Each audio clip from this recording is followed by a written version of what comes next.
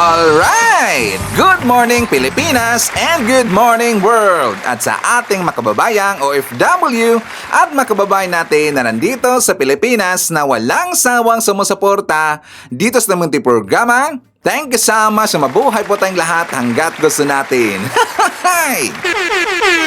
Well, anyways, tuloy-tuloy lang po tayo sa tigbabalita dito ng mga tamang balita at sagutin ang maling information na ipapakalat ng mga fake news peddlers, ng mga anti-Marcos, lalong na yun galing sa mga DDS na mga saltik magkabayan. Yes, dapat silang sagutin. Bakit? Kasi pag-aayan natin sila na lagi pong naninira araw-araw kay BBM at sa Marcos sa session sa katagal na magkabayan, akala mga paninira ay bakit yan sa mata ng ibang tao. So dapat silang sagutin kasi ang bagong Pilipinas, bawal po ang mga sinungaling. At syempre, kasama niyo pa rin si Sir Ivan, ang pinakabulol na vlogger sa balat ng YouTube, pero bibigay sa inyo ng mga totoo at mga preskong balita na kinukuha natin sa tagapitbahay na social media. So magandang buhay sa ating lahat mga bayan and a happy Sunday sa ating lahat. Okay, so before tayo mag-start mga kabayan, well, syempre, as usual, i-checkmark natin ang ating mga viewers na may maraming comment dyan sa baba sa ating comment section, ang ating pong top 5 commenters. At nandito sa listahan, ang nanguna po si Ma'am Juan Acosta. Meron siyang 15 na mga comments. Nandiyan po si Josephine Gallego. Meron siyang 15 na mga comments. Lena Sabado. Meron siyang 11 na mga comments. Nandiyan po si Lina Pantonyal. Meron siyang 11 na mga comments. And Ramil Roasa. Meron siyang 10 lahat na mga comments. Again, thank you so much po sa ating top 5 commenters. At syempre, pasalamatan natin ato po mga silent viewer dito sa ating channel. Thank you so much. At syempre, pasalamatan rin po natin ang lahat ng mga viewers na lagi pong like, laging si-shares ng ating mga videos at doon sa ating mga viewers na subscribe sa ating channel. Thank you so much. At syempre, i-greet natin ating mga suki, mga early birds. Yun ang una sa pag-comment dyan sa baba sa ating comment section. Nandyan sila si Eufemia, Leonardo Esteliero, Emily Basog from La Union. Nandyan rin po si Samway Vlog na nandyan sa Riyadh, GC Kim, Josing Esteliero, M.E. Nandyan rin po si Emma Barbero from Taguig City, Gloria Marquez. Isyatat natin si Kaluyal Milestan, Jel Coligado, Angelita Naron. Nandyan rin po si Shane. Hi to Nonoy Florin Hills from Dawi City, Cebu. Hi to PJB, Priscilla Madriaga from La Union. Nandiyan rin po si Sir Jaime Garcia and Derek Erwina Argelies at Derek William Mayo. At syempre, hindi lang kalimutan, isarat natin at yung mga pinalangga na mga legends, ang mga senior citizens. Hello po, kumusta ang lahat? At syempre, i-greet natin ng happy birthday ang lahat ng mga viewers na nag-birthday ngayong araw. Happy birthday! Okay, so kumusta ang lahat mga kabayan? How are you today? Well, it's already June 1 mga kabayan. First day of the month of June. Saka thanks God, June na. Kasi ngayong May mga kabayan, napakainit. Summer na summer. Totoo lang, init po ng May mga kabayan. Mainit na nga yung issues, mga intriga, nangyayari po sa politika. Mainit rin po yung panahon. Kasi nga summer mga kabayan. Pero syempre, extended yung summer. Kasi until now, lalo na ngayon mga kabayan, meron pa rin po mga kababayan natin nandun po sa beach nangaligo. Di ba? Naligo po ng dagat mga kababayan. Pati nga ang aking mama ng aking asawa mga kababayan. So nandun po sila sa Bohol ngayon, nag-swimming, doon po nagpalamig muna. Malamig ba malamig ba sa Bohol? So anyways, bana tayo. Kasi nga makabahan ko, before tayo pupunta doon sa mga pinapakal po na fake news ng mga DDS. For example, doon po sa nangyari doon sa Senado, kasi meron sa mga fake news makabayan. Yung nangyari po doon sa hanin ng PNP at saka marami pang iba. Unahin mo natin itong fake news ng mga DDS kasi nga unang bungad sa cellphone ko makabayan before nag-blast si Ivan, ang daming fake news, mga recycled na fake news makabayan. Kasi nga 'di ba kahapon nag-celebrate ng birthday itong si Sara Lustay doon sa Netherlands makabayan. Nandun po nakita natin kasama niya itong kanyang kapatid si Baste Duterte. Nandun po si Marcoleta. Alam niyo, nagtataka ko, bakit nandun si Marcoleta mga kabayan? Di ba? Kapamilya ba siya? And also, nandun po itong si Vic Rodriguez, nandun po itong si Senator Amy Marcos mga kabayan. Pero alam niyo ba, hindi pa napapasok si Senator Amy Marcos doon sa loob sa selda ni Digong. Kasi hindi siya kapamilya mga kabayan, hindi siya relatives. But it's up to her, kung gusto niya talaga na makita itong si Digong na kulong makabayan, dapat palitan na niya ang kanyang apelido maging Duterte. Kasi bagay na bagay makabayan. Tapos nagyabang pa nga po sa kanyang Facebook account makabayan na nakasama niya itong si Basti, nag-inom-inom sila, kumain, at saka tingnan nyo, di ba happy makabayan? Kasi nga si Basti ay kanyang kapatid. Hindi naman kasi siya isang Marcos makabayan, dugong Duterte yan eh. At saka dugong Lacson ba yun, if I'm not mistaken? So, hindi siya totoong Marcos makabayan. So, dahil birthday po ni Sara Lustay, napakalari po ng sangkaterba, napakarami talagang fake news makabayan, recycled man or yung bago. Pero mas marami po yung mga recycled makabayan, yung mga old. Unang-una nakita ko, alam nyo, ito pong video na isang DDS fake news produce makabayan, yung si Xcro, kilala ba natin si Xcro makabayan, at saka yung Pinoy Pinas, yung pong sila basta marami sila eh. The same po ang kanilang pinakalat na video makabayan, itong tungkol po sa nakulong daw si Felisa doon sa US. Doon makabayan nakulong daw. Dahil ba, diba sa issue po ni Paulo Tantoco na kung saan nadawit ang pangalan ni Felisa kasi nga nandun po si Felisa anong tawag doon makabayan sa Beverly Hills nung time po na merong nangyaring issue or pagkamatay ni Paulo Tantoco. So ngayon, hanggang ngayon, hindi pa rin makamove on itong mga DDS at hindi talaga nila tatanggapin at hindi nila matanggap na si Felisa nandito talaga sa Pilipinas.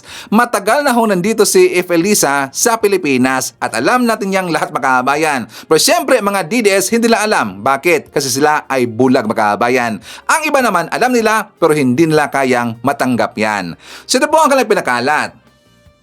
Kung napapansin nyo po na meron pong babae na merong, I'm not sure kung ano pangalan niya makabayan, parang jacket, hindi naman jacket eh, parang cloth lang na ganon, na red ang color. Tapos gin-blur nila yung mukha makabayan kasi sasabihin nila para makita po ng mga followers na yan po si Felisa.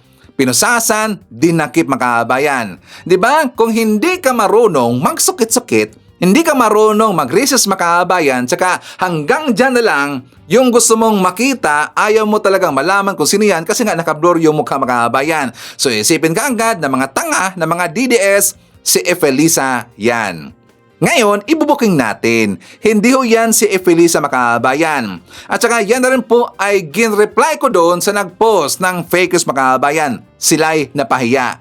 Alam niyo ba kung sino ang nasa likod ng picture na yan? Siya po ay isang senator makabayan doon sa Georgetown ba yun, if not mistaken.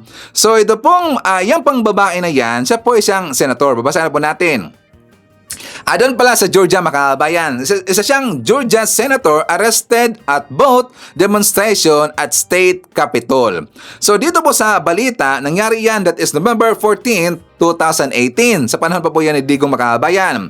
Si Senator Nikema Williams is arrested by Capitol Police during a protest over election ballot counts in the rotunda of the state Capitol building Tuesday, November 13, 2018 sa Atlanta. So yun po ang nangyari makabayan kasi nga siya po ay nagprotesta during po sa ballot counts. So bawal pala sa kanilang makabayan. Nega po ay magprotesta kapag eleksyon na.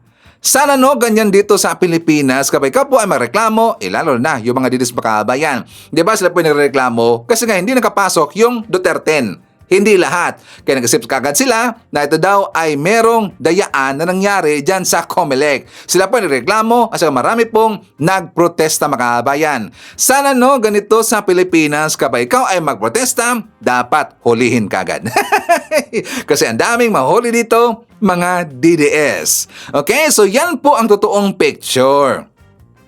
Diba? Tayo po dapat mapagmasid makabayan. Dapat yung mag-check ka agad. Hindi ka agad yung paniniwalaan. Lalo na kapag post po sa DDS makabayan, talaga pong nakakaduda. Diba? Booking na booking. Hindi kayo makakaligtas kay Sir Ivan. Diba? Napaka-easy niyan eh. Screenshot lang, i-check po sa AI, napakadali lang po ma-reveal yung totoong picture mga kabayan. Okay?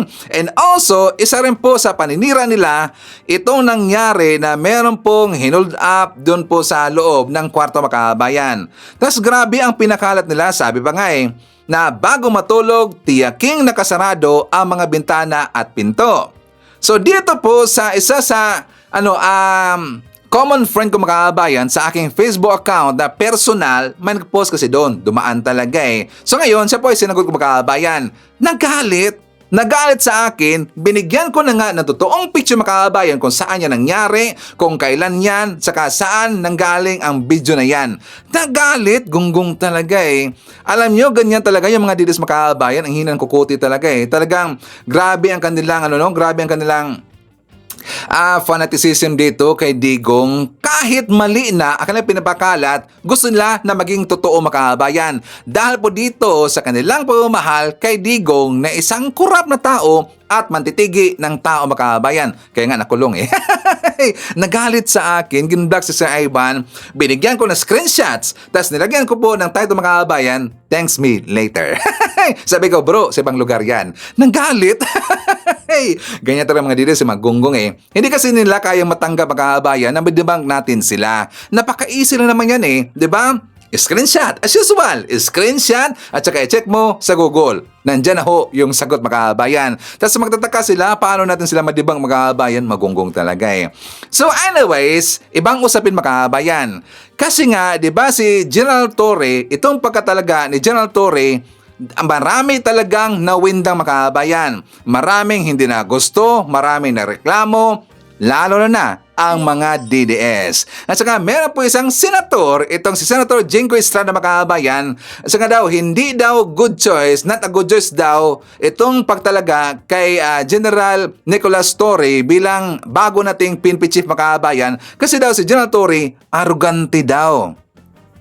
Arrogante daw mga kabayan. Una natin sasagutin itong si Senator Jinggoy Estrada mga kabayan. Ipapakita ko muna sa inyo. Kasi nga, para malaman ho natin yung history ni ni General Torre mga kabayan, base ito sa mga nakakilala talaga sa kanya. At sa dito ang kanyang mga classmate mga kababayan, mga classmates. For more details, let's watch this. Bago'y talagang bagong hepe ng Philippine National Police, mas nakilala muna si Police Major General Nicolas Torre III na mga taong malalapit sa kanya sa lugar na kanyang pinanggalingan. Matalino. Yan ang paglalarawan kay Police Major General Nicolas Torre III ng mga nakakakilala sa kanya. Dito sa isang subdivision sa Barangay Zone 2, Coronadal City, South Cotabato, nanirahan si General Torre noon. Ayon sa kapitbahay nitong si Remedios Aquino, maliit pa ang bahay nila noon pero respetado at mabuti ang kanilang pamilya. Naging barkada rin ang kanyang anak, si General Torre, kaya alam niyang talagang matalino ito.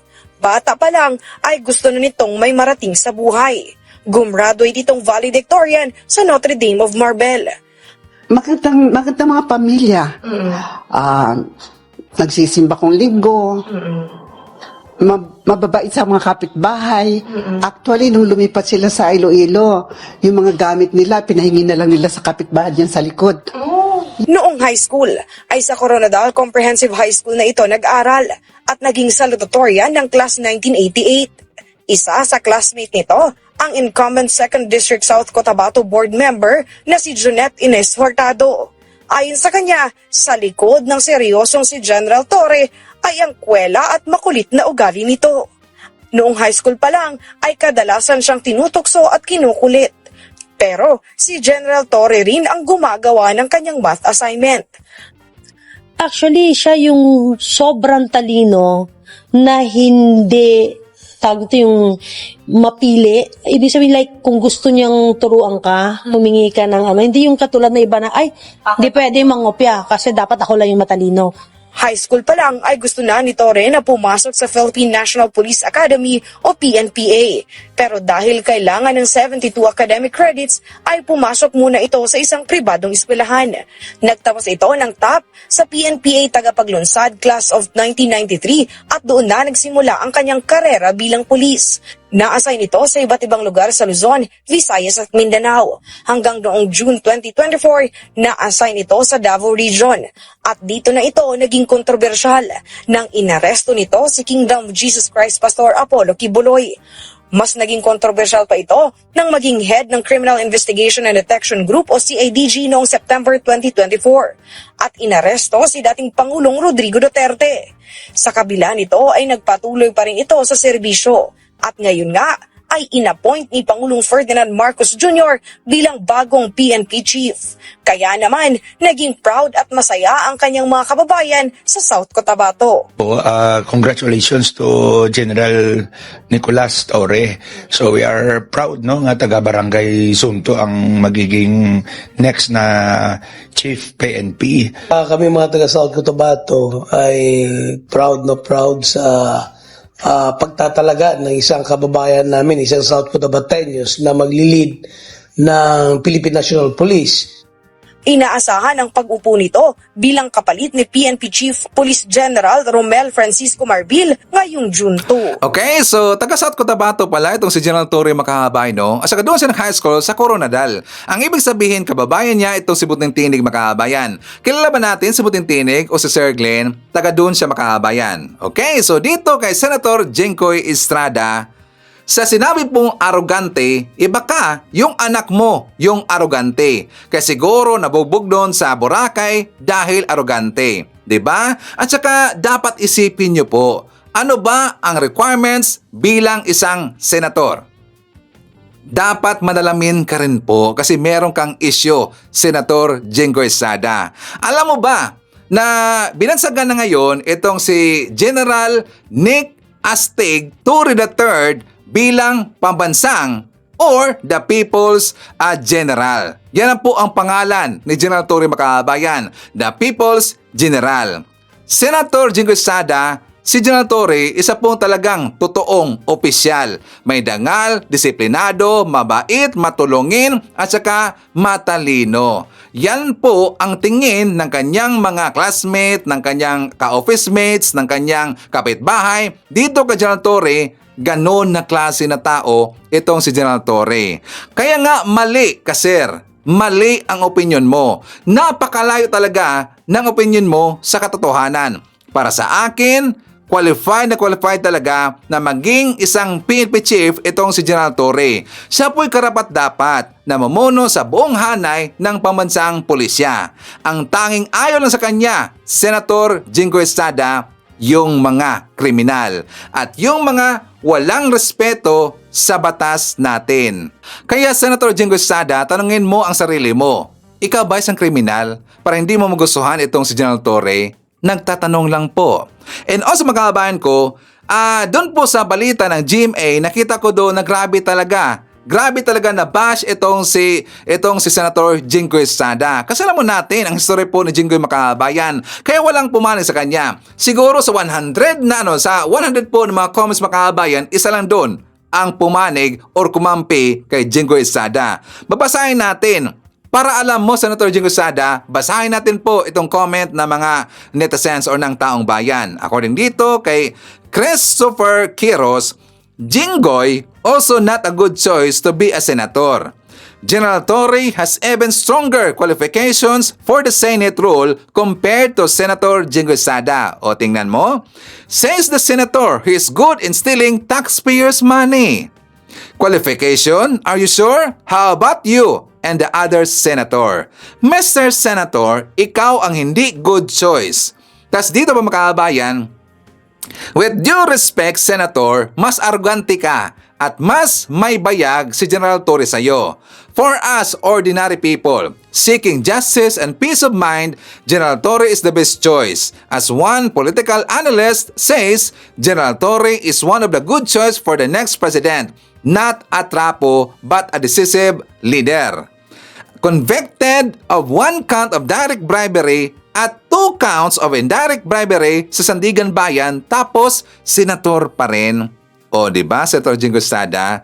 Tapos, i-question yung qualification ni General Torre. Sabi dito ni Rodel Baldado Claro, loco stalking, anak ng plunderer, lahi ng mga korap, dating detainee, che. As if naman, and you have the nerve to say that, look at the mirror first. Ha ha ha, big words from a plunderer. Loco stalking, I must rather prefer General Torre than you. Estrada, makapuna ka parang kala mo standard ka rin maging senador convicted. O di ba? Sino ngayon ang napahiya? Pag-akala mo kasi Senator Jingo Estrada, walang supporter si General Torre, dyan ka nakamali. Maraming supporter po itong si General Torre at marami pong nagusto sa kanya na siya ay naging PNP chief. Isa na po dyan si Senator Ping Lacson, makabayan. For more details, let's watch this. Sir, kayo nagpahayag ng suporta sa pagkakahirang kay General Nicolas Torre bilang bagong hepe ng PNP. Sinasabi siya yung first PNP chief na graduate ho ng PNPA, tama po ba? Totoo yun. Kasi lahat ng naunang chief PNP, graduate sila ng kami lahat ng Philippine Military Academy. So, ang ano kasi, ang rule ng graduates ng PMA, magtatapos ito sa mga class 92. I believe si General Torre nag-graduate sa PNPA ng 93. No? Ang pagkaalam ko, dalawa silang napagpilian kasi ang pinaka-senior sa ngayon, of course, yung Deputy Chief for Administration. Incidentally, ito yung dati kong police aide camp. Si Police Lieutenant General Nartates, Jose Melencio Nartates, si Tateng. No? Ano rin yun, qualified din yun. Kasi yun, nakasama ko kasi sa trabaho kasi bukod sa EDICAM ko siya, member rin siya ng aking unit noon na concurrent capacity ko na chief ng PAOK TF. So alam ko rin yung kapasidad niya. Disciplinarian yun. No? So qualified din yun. So ang napili si General Torre. So as a professional, alam ko, susuportahan niya yung decision ng Pangulo. Pero sinasabi ko lang, equally qualified si General Nartates kung siya yung nahirang na hepe ng Philippine National Police. Pero si General Torre, without taking anything from him, hindi ko siya nakasama pero base doon sa nung kasing nalabas na siya, nasa limelight na siya, tinanong ko yung dati niyang hepe, si IDG rin ng araw. Sabi niya, sir, very decisive yan. Saka ano yan, order is order, professional officer yan, at saka very firm. So yun ang pagkakilala ko sa kanya.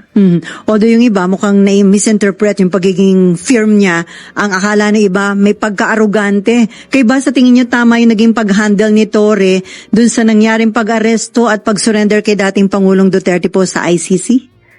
Sa aspeto ng pagtupad sa misyon, wala akong masabi kasi talagang ginawa niya yung kanyang trabaho. Ngayon, yung at the interim, yung sa pagganap niya sa tungkulin, ibang usapin yun.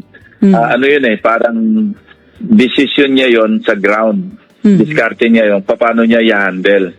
Pero at the end of the day, ang bottom line sa akin, na-accomplish mo ba yung mission mo? Kasi kung hindi mo na-accomplish yung mission, binigyan ka ng mission at uuwi ka o magre-report ka sa superior officer mo o sa commander ni chief, sir, hindi ko kaya. Hindi magandang sign ng leadership yon. Hindi mo kaya patupad yung legal na utos sa'yo. Legal meaning utos ng commander-in-chief at meron basihan. Kaya in that regard, legal yung order. Hindi siya pwedeng, kung bumalik siya at sinabi niyang hindi ko kaya implement ito, hindi siya karapat-dapat na maging hepe.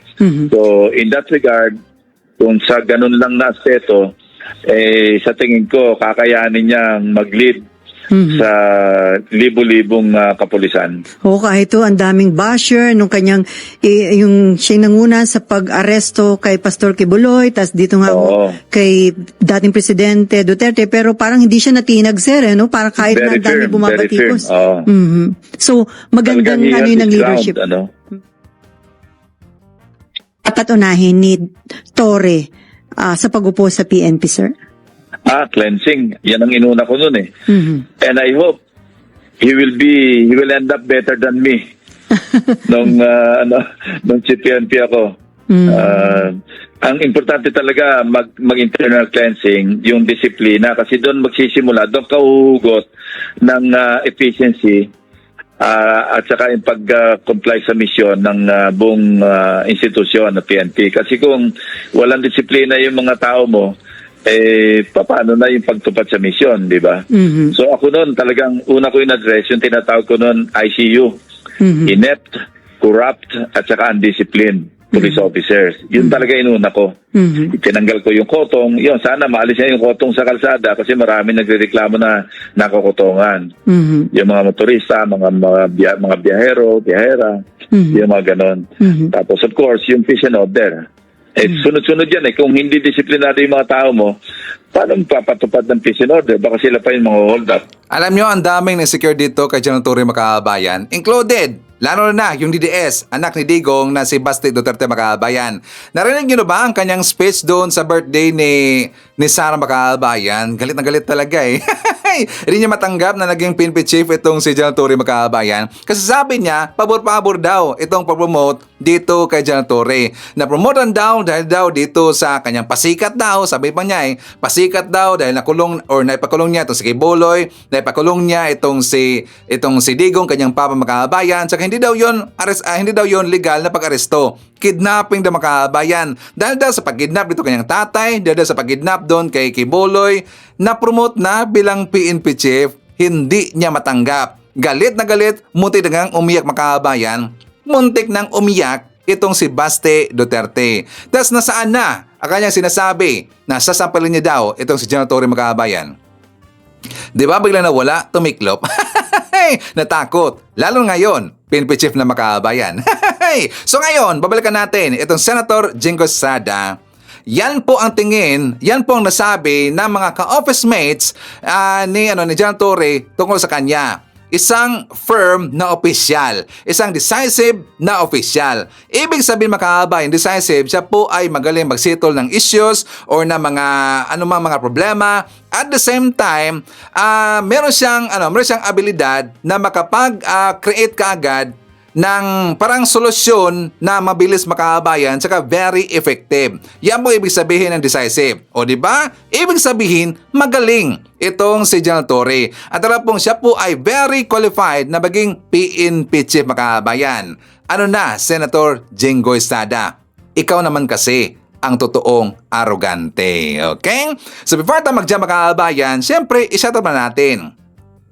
Nandyan po si Tudolfo Velasco, Leone Costellas from Lapu-Lapu City, Hato Evs Bilyase. Nandyan po si Lai Rimel YouTube channel. Nandyan po si Elmer Pinaranda, Lolita Docosen from San Juan, La Union.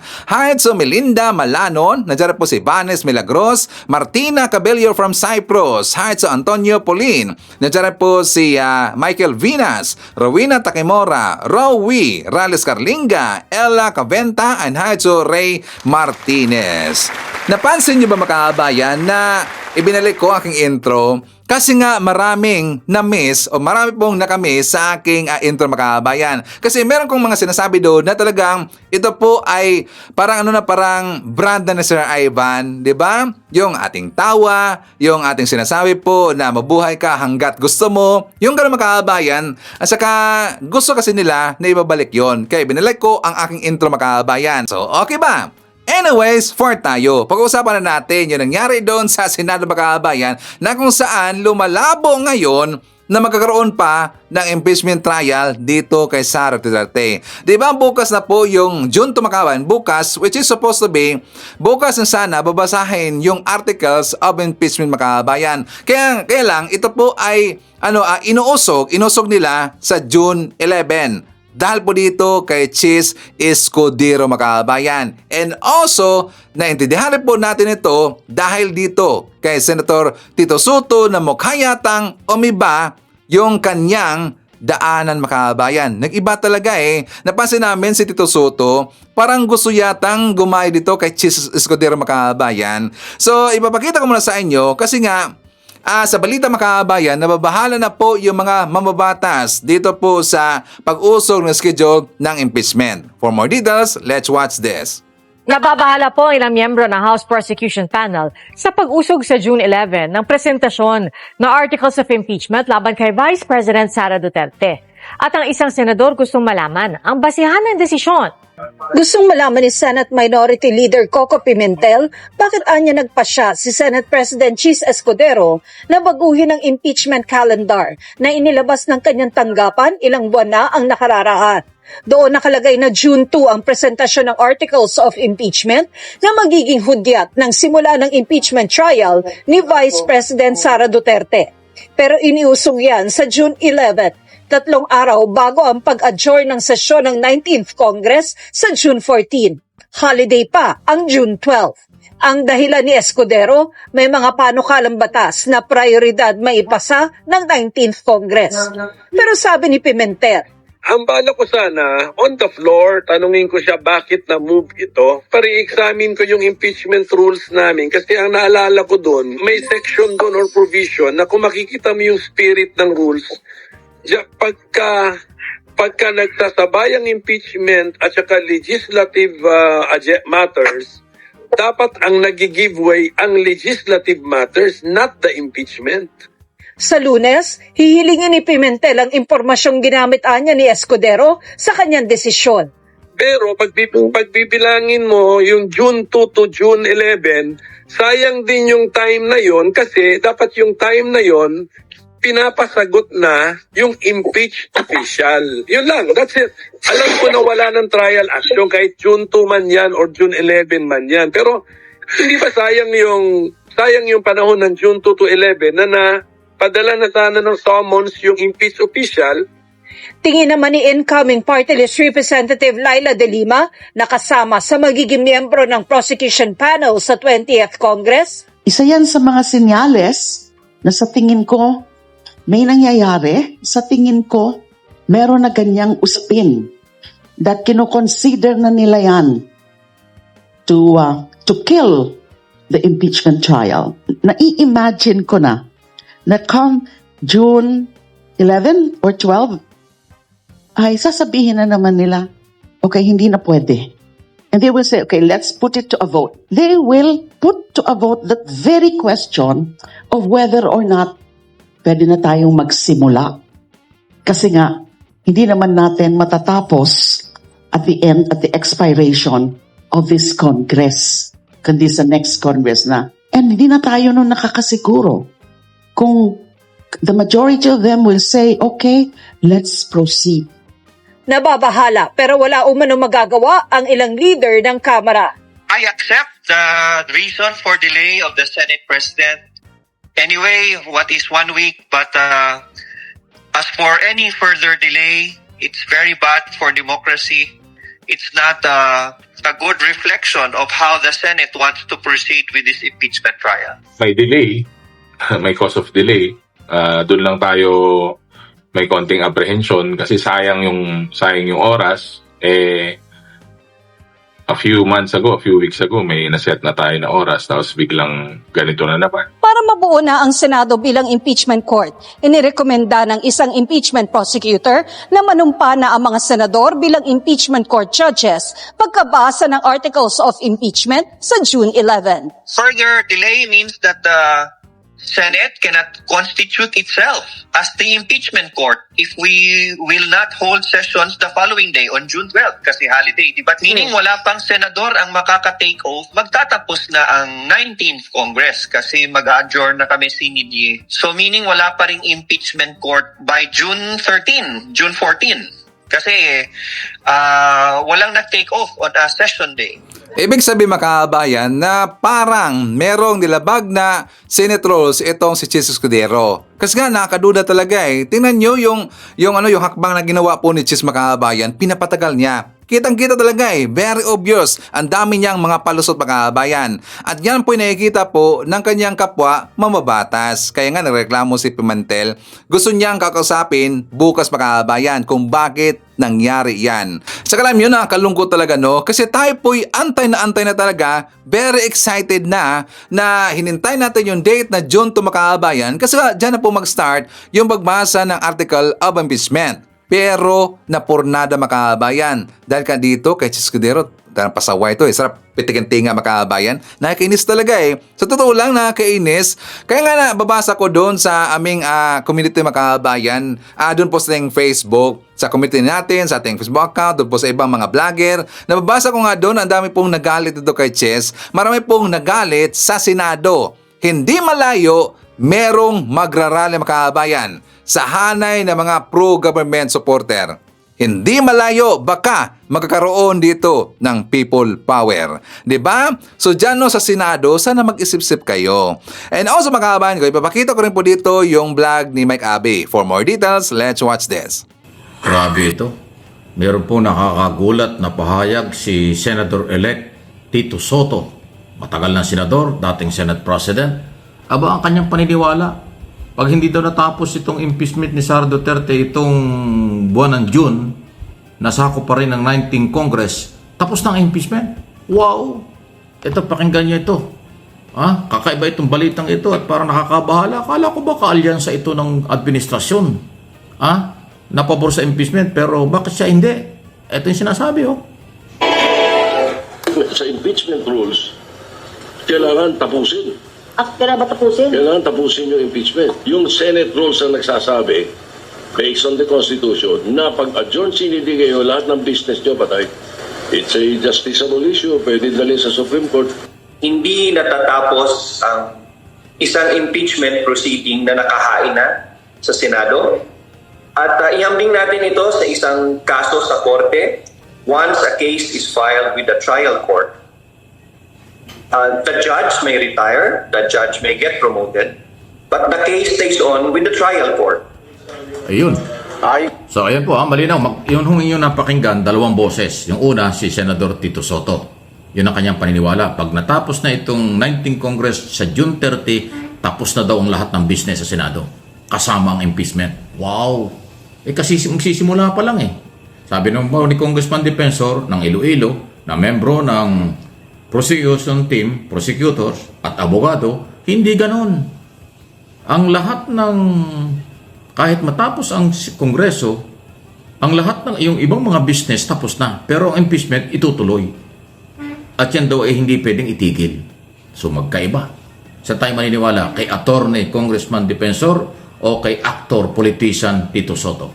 Magkaiba ha? Isang artistang politiko at isang abogadong politiko. Ang sabi ng abogado, hindi ganoon. Pag naumpisahan ng impeachment, tuloy-tuloy yan kahit tapos na yung 19th Congress. Pero ang sabi naman ni Soto, tapos na raw. Pag hindi natapos hanggang June 30. Wow! Bah, sabi ko na sa inyo eh. Di ba sinabi ko na sa inyo dati yan? Yung alyansa ni Pangulong Marcos before election, sinabi ko na, recycle na mga politiko. Kaya nga hindi ko sinuportahan ng 100% eh.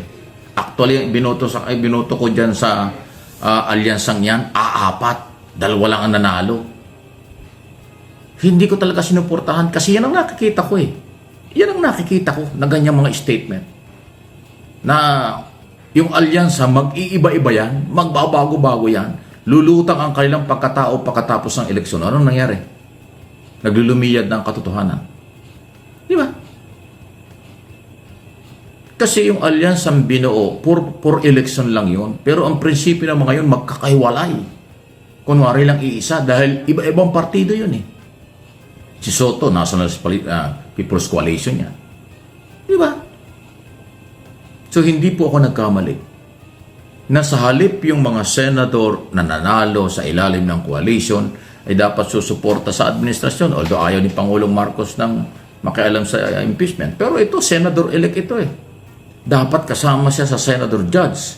Kasi mag-uumpisa sa June 3, manunumpa yung mga dating senador para simulan ng trial. Tapos sa July, papasok na yung mga bagong senador, bagong congressman, manunumpa ulit yung mga bagong senador judge kasama si Soto para maging senador judge. Eh paano magiging senador judge yan? Eh ang kanya palang paniniwala, tapos na yung impeachment. Hanggang June 30 na lang ang 19th Congress. O diba? Grabe yung mga nangyayari, ano? Di parang nakakadismaya. Again, from day one, sinabi ko na, naging recycle yung mga kandidato ng alyansa kung saan-saan lang nanggaling, Yung iba dyan, nagbalimbingan lang. Yung iba, nagsipsip lang yan. Wala talagang 100% na susuporta sa administrasyon. Nagkunwari lang ng eleksyon. Ngayon, tapos ng eleksyon, nanalo na at yung iba natalo na, kanya-kanya na naman. O di hindi ako nagkamali. Lumulutang na ngayon. Magiging senador judge si Soto, pero ganyan ang statement. Ang kanya palang paniniwala pagdating ng 20 Congress, wala nang impeachment kasi tapos na raw yung 19 Congress. So pupunta pa yun ng Supreme Court, debate na naman, away pang laking gastos, di ba? Puro gastos ito, mga proposal ng mga ito. Dapat pag naumpisahan, tapusin na. Guilty or not guilty, tanggapin natin kung ano ang pasya. Ganon. Hindi yung mga senador judge, sila yung mismong parang kumukontra. Parang ang paniniwala nila ay wala nang dapat pag-usapan. Ay anong klaseng hustisya? Justice for Filipino people. Kasi silang may-ari ng pera, silang mamamayan. Pero bakit ganito ang galaw ninyo? Saan kami maniniwala? Pero ito yung aking pangako. Kayong mga followers ko, subscribers at viewers po ng aking mga channel, YouTube and Facebook page, Mike Abby Opinions Channel at MA Pinoy TV. Diyan lang kayo, paninintigan natin kung anong tama. Ipapaliwanag ko sa inyo kung anong nangyari. Sasabihin ko kung mali o tama kayo ng mga ginagawa. At ating bibigyan ng mga opinion at analysis ang lahat ng mga nangyayari. Ngayon pa lang po, lutang na yung mga sinasabi ko na talagang hindi mo pagkakatiwalaan ang mga taong ito. Lalabas ang totoong pagkatao pagkatapos ng eleksyon. Ayun na nga. Sa halip na manahimik, dahil sila yung magiging judge, ang dating sila pa yung statement ay nakakadismaya. Nakakapanghina ng loob sa naghahanap ng katarungan. Ang impeachment ay naaayon sa saligang batas. Yung sinasabi mo, Senador, pasintabi na, rules lang yan ng Senado. Sa sinasabi mo, under daw ng rules ng Senado, pag natapos ang 19 Congress, wala na, pati impeachment, wala na rin. Rules niyo yun. Ay, yung saligang batas, hindi naman nagbago. Alam ba sinasabi ng saligang batas? Pag ang impeachment sa Kongreso, pag natapos sa Kongreso, dinala sa Senado, kailangan mag-trial. Wala naman sinabi ang saligang batas na may limit ng 2 araw, 3 linggo, 3 buwan. Diba? Ang sinasabi ng saligang batas, isang impeachment lang sa isang impeachable official sa 1 taon. Yun ang sinasabi. Walang sinabi doon na pagtapos na, yung Congress tapos na rin ang impeachment. Sabi nga ni Defensor, hindi. Yun lang ilang panukalang batas at gawain ng isang senador at congressman. Yun ang pagka natapos ang Congress, tapos na yun. Pero ang impeachment daw po hindi. Wow! Nanlilito ba kayo? O kayo yung nalilito? Inulit ko kayo ba'y nanlilito sa kaisipan ng taong bayan? O kayo mismo yung nalilito? Dinadamay pa nyo kami. Tatawa na lang Ako hindi ako nalilito, sinusundan ko. Diba, hindi naman tayo nagmamagaling. Hindi lang paliwanag ko yung aking nalalaman. Kung naniniwala kayo, salamat. Kung hindi, wala kayo. Pero ako, paninindigan ko, dapat tuloy. Dapat merong closure. Hindi pwede yung bitin. Lalo lang iinit ang politika. Tapusin. Guilty or not guilty. Si Sara Duterte, iba yung tapos. Diba? Iba yung closed case. Kaysa sa ititigil kasi dahil sa kung ano-anong technical issue. Ang katarungan, patuloy yan dapat ipinaglalaban, hindi pinupolitika. Kaya nga sa totoo lang makabay nakakapanghina talaga Kasi hindi pa nga nag-upisa yung impeachment trial, meron ng desisyon makabayan. Gonggong talaga Kaya nga nasayangan ako kay Abalos hindi siya nanalo makabayan. Sayang Sayang na sayang talaga si Abalos Kasi matino ng makabayan. Kaya naisip ko, hindi kaya tayo nabodol dito kay Tito Soto makabayan. Sa tingin ko lang para sigurong maging Ruben Padilla 2.0 makabayan, nabudol tayo. Sayang talaga So anyways, before na mag-jump sa ating next topic makabayan, i-share pa natin. Nandyan po si Felma Cabato from Toronto, Canada. Hi to Adiluisa Taha from Riyadh, Saudi Arabia. Hi to Ashen Evelyn Garcia. I-share natin si Gilbert Tihada from Tiga, Lipa City, Batangas. Nandyan po si Josephine Gallego, Evelyn Garcia, Tony De Los Reyes, Amor Constantino. Nandyan po si Luisito Niedo. Hi to Simply Tokes Vlog. Nandiyan po si Shirley Fernandez. Hernandez. Okay, mga kababayan ko, naalala nyo yung napag-usapan natin sa ating last vlog na meron pong mga loyalista daw, Marcos loyalist na 80s na nangaklas na. Nag-withdraw ng suporta dito kay PBBM at sila na po ay susuporta doon kay Sara at saka kay Digo, mga kababayan. Ngayon, nakita ko ang kanilang live kanina. So, ito po siya, yung nanguna, mga kababayan, sa grupo ng mga Marcos loyalist daw, 80s, nag-aklas na, nag-withdraw ng suporta dito kay PBBM. Sila yung mga kababayan. Alam niyo ba, kukunti lang pala sila? At saka, dito nakita ko kung sino ang kanilang kasama, mga kababayan. Itong si Colonel ba siya or si Commander Mitran, mga kababayan? Yung tuta, yung kasama lagi ni Kapitan Tarantado, ni Kapitan Gago, mga kababayan, si Mitran. Siya yung kasama nitong babae na to na nagpanggap na siya daw loyalista, mga kababayan. So ngayon, iparinig ko sa inyo ang kanyang mga sinasabi. For more details, let's watch this. Magandang hapon po, mga kaibigan. Live na live po tayo dito sa My Max Restaurant kung saan po ginaganap ang isang press conference at ito po yung withdrawal of support po ng mga Marcos loyalists. Mga solid Marcos loyalists po noong the 80s. Ngayon po nandito po sila, withdrawal of support nila. At para mag-support po sila kay Sara Duterte, kay VP Sara Duterte. At ito po isa po sa mga loyalist na... Ito, ate, Ate, mag-hello ka. Si Ate Karina Cristobal. Isa ako sa nagising. Ang laki ng hirap ko. 1986 pa. Ngarang kami. Yung mga umupo, kailangan pala mahusay ka magnakaw para paupuin ka. Hindi ako mahusay magnakaw Ito, di ba? Ayun, yung mga solid Marcos. 80s pa po panahon pa po ng tatay ni BBM. Ayan, Marcos loyalist po kami nung time pa po ni Marcos. Ayan. Hello. Ito mga solid Marcos loyalist. Ayan. Hello. Yes. Yeah. Sila. Ate, napuputol sa loob. Ito na. Yan. Dito po, panoorin natin yan. Andito po rin yung mga guerrilla forces. Andito po sila Colonel Netran at iba pang mga officer ng guerrilla forces. Yan po yung samahan po nila Captain Dado. Kaya mga magigiting nating mga makabayan.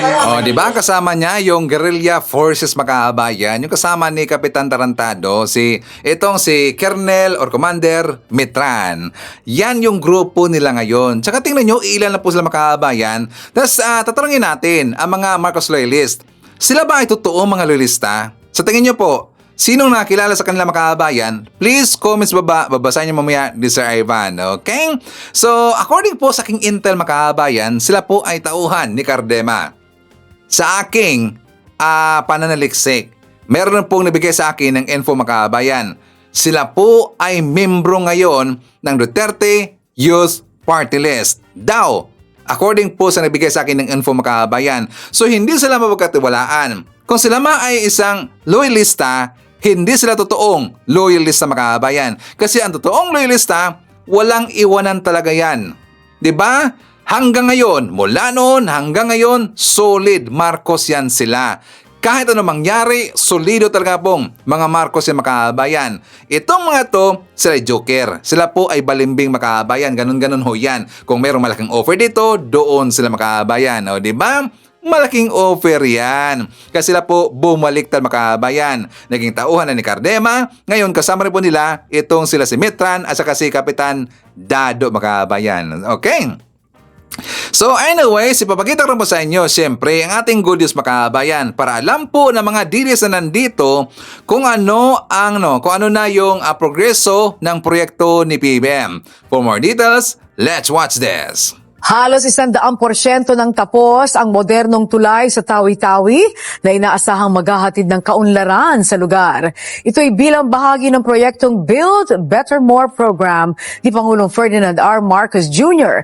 Bilang bahagi ng Build Better More program ng administrasyon ni Pangulong Ferdinand R. Marcos Jr., ibinida ng Department of Public Works and Highways na nasa 76% ng kumpleto ang konstruksyon ng Nalilsikyat Bridge No.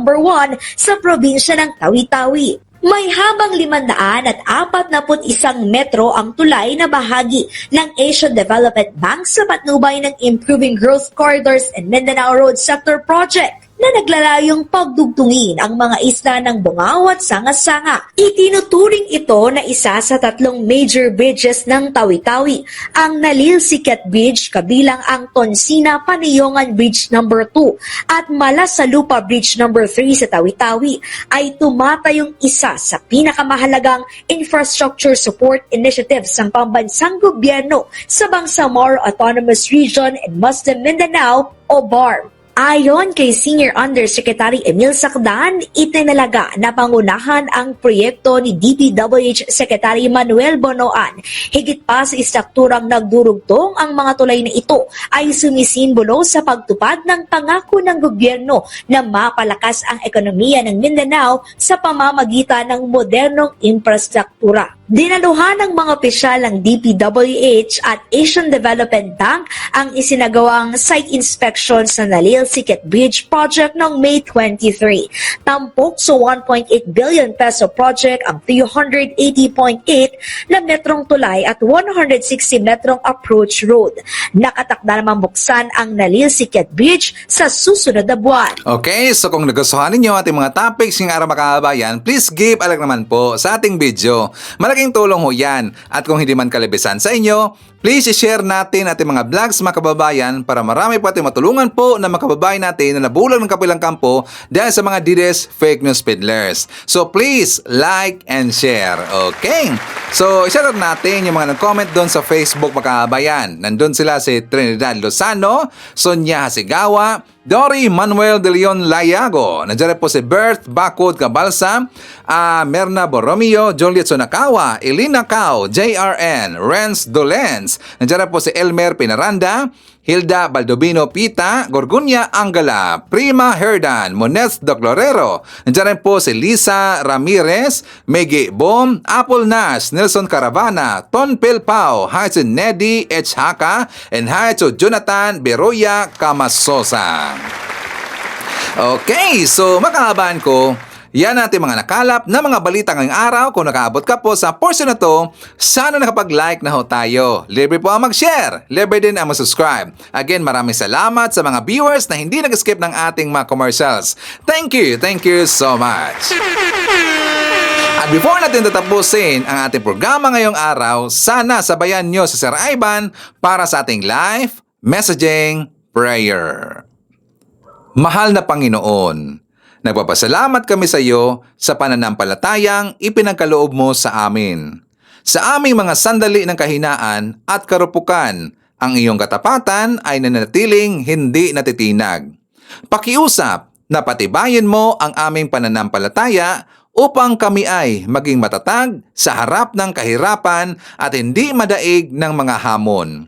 Naway ang aming pananampalataya ay hindi lamang maging isang paniniwala lamang, kundi maging isang katalista din para sa pagkilos, na gawing patotoo ang aming buhay sa pananampalataya sa iyo. Ipinagkaloob mo sa amin ang lakas ng loob at lakas na lumakad kasama mo at patuloy na sumulong. Idinalangin ko ito sa pangalan natin Panginoong Jesucristo. Amen. So maraming salamat mga kababayan, and I hope to see you again on my next video.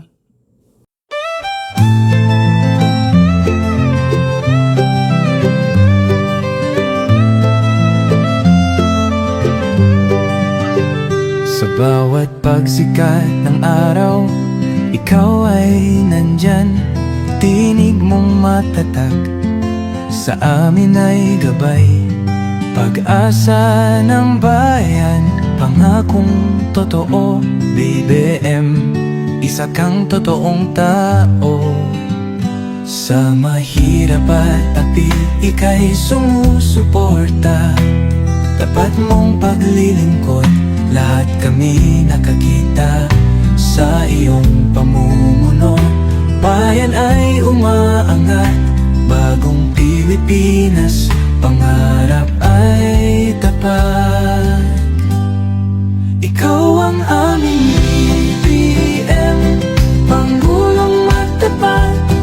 Sa puso ng masa,